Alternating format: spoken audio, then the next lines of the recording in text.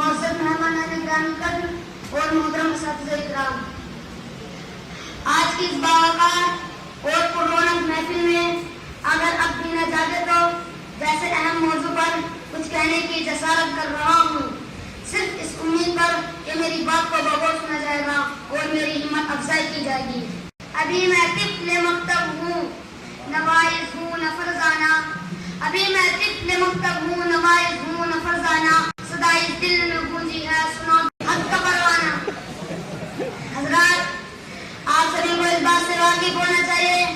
کہ آج کے اس پرفتن دور میں مسلمانوں پر جو حالات آ رہے ہیں ان کی اصل وجہ کیا ہے؟ وجہ شاید یہی ہے کہ آج یہ امت خواب غفلت میں سوئی ہوئی ہے اور بیدار ہونے کا نام نہیں لے رہی ہے۔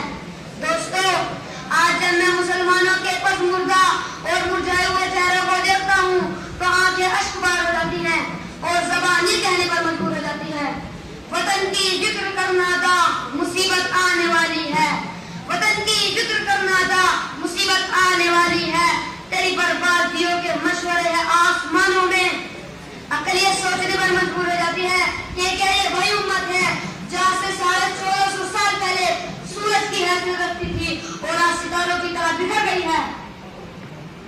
حضرات، آج ساری دنیا میں مسلمانوں کو ذلیل و خوار کیا جا رہا ہے، انہیں بدنام اور ان کے کردار کو داغدار کیا جا رہا ہے، ان کی عورتوں کو بیوہ اور بچوں کو یتیم کیا جا رہا ہے، اور ایک مسلمان کسی دوسرے مسلمان کی ذرا سی بھی غلطی کو برداشت کرنے کے لیے تیار نہیں ہوتا۔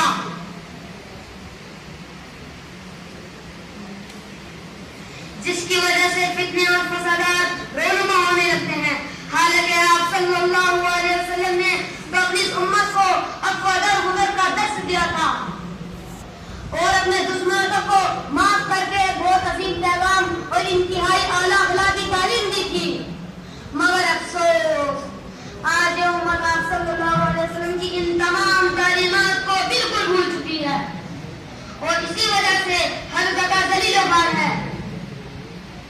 گواہ ہم نے جو اخلاق سے میراث پائی تھی،